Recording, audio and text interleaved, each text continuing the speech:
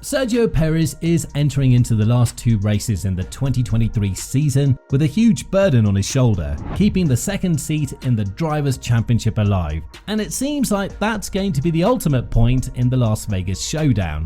Hamilton is looking forward to this race, and after the team announced that they have fixed the issues that poised the W14's performance in Brazil, Perez will be forced into a battle that he might not be able to withstand, considering the motivation that Hamilton has in both championships, as Ferrari is also breathing down Mercedes' necks as well. The Brazilian GP has turned out heavily in Perez's favour in both the sprint and the main race event, finishing ahead of Hamilton on both occasions and extending the lead to 32 points yet again. This is one very uncatchable difference if you think about it, but considering the inconsistency that Perez has fought through in the championship, and considering how Hamilton is eagerly waiting for the Las Vegas GP in order to close the gap to Perez, this might not be that big of a lead after all. Perez is desperately trying to hold off Hamilton for the P2 spot, and there is another huge burden apart from the personal achievement for him, which would be the best career finish in an F1 season. Red Bull having a 1-2 finish in the Drivers' Championship for the first time since their existence. Not even in the most dominant days of Vettel and Webber, the Austrian team was able to notch such an achievement, and throughout the season, given the dominance that Verstappen has showcased with the RB19, this has been emphasized all over again by Horner and Marko. Although Horner and Marko were adamant that Perez would keep the P2 seat in the 2024 season, the fact that the gap between him and Verstappen is so enormous, and he's put in a position to fight for P2, goes to show that once the gap from the other team is closed, then Perez will have a hard time in trying to hold his Red Bull seat alive.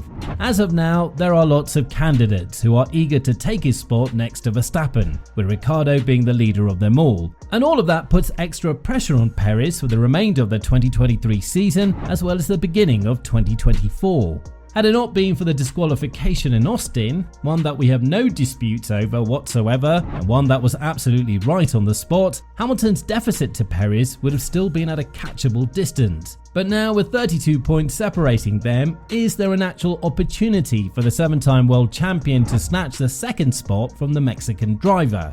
The task for Perez in Las Vegas is pretty simple.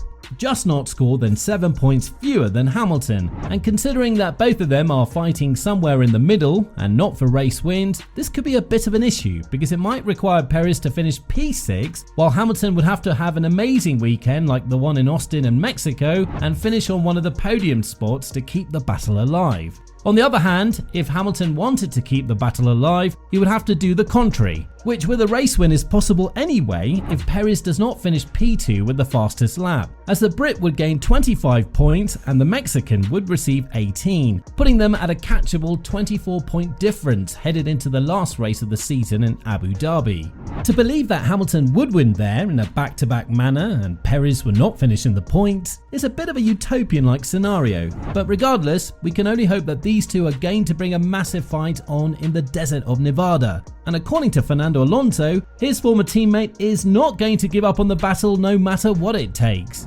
Now, during an interview with GQ magazine, Alonso praised the 7-time world champion and his perseverance during a difficult season for Mercedes, as he went on to say, "Me and Hamilton have different personalities and motivations. Lewis always did really well to stay focused and competitive in the periods of his life when he didn't have a competitive package. Those periods weren't many, but he was always performing to a high level. Now he does not have the best car. Red Bull is dominating, but he's still fighting anyway. He's chasing Perez in P2 and he's not giving up.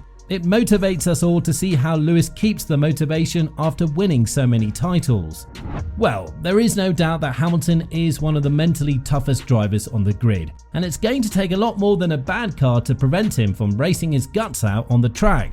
And this time, it seems like the flaws that prevented the car from performing well in Brazil have been found and addressed, meaning that entering the last two races of the season, the W14 is going to be kind of a different beast. Even though we're going into the unknown with Vegas and we have no idea how the cars are going to behave at all. This is something that's been addressed by Wolff. And after the email that was sent from James Allison to the entire engineering team back in Brackley regarding the disappointment, it became clear that the team is moving in the right direction yet again. Elaborating on this matter even further, Wolff went on to say, "Brazil was probably our most difficult weekend of the season. After promising performances in the US and Mexico, we didn't perform at our best in Brazil. We've been hard at work to identify the wrong turn we took with the setup. We've done that. We understand our mistakes and can explain our performance loss to the field. That's important as we look to secure P2 in the Constructors' Championship. Furthermore, Wolff has put a lot of emphasis on the upcoming weekend in Vegas as well, saying that the team has put tremendous effort in learning all of the data that they can from the simulator. But considering the fact that this is a new tarmac and the tyre degradation will be heavily increased, this might be something that will hinder when Mercedes race for P2 a lot more than they could anticipate. The race itself should provide a difficult challenge to the drivers, mostly because it will be extremely cold around 10 PM local time, and the track temperature will drop down to as much as 4 degrees, knocking down the Canadian GP record from 1978, which stood at 5 degrees. And this will be an additional challenge for both Perez and Hamilton among all the other drivers. If all things turn well, it should be Perez who'll get on top of things due to the top speed of the car being on his side, and the low downforce requirements favouring the RB19 much more than the W14, as the Las Vegas GP is also called the Monza 2.0 in terms of this criteria. Now, on the other hand, if push comes to shove, Perez will still not be able to count on help from his teammate Max Verstappen, as the Dutchman has expressed his feelings loud and clear before the beginning of the Mexican GP. He's not going to help his colleague no matter what it takes in order for him to keep the battle alive with Hamilton. When being asked about this question during Thursday's press conference, Verstappen dodged it smoothly and suggested that this is a job that Perez should do on himself, and he should not count on the help of his teammate. Not now that the team has far more superior machinery compared to everybody else on the grid.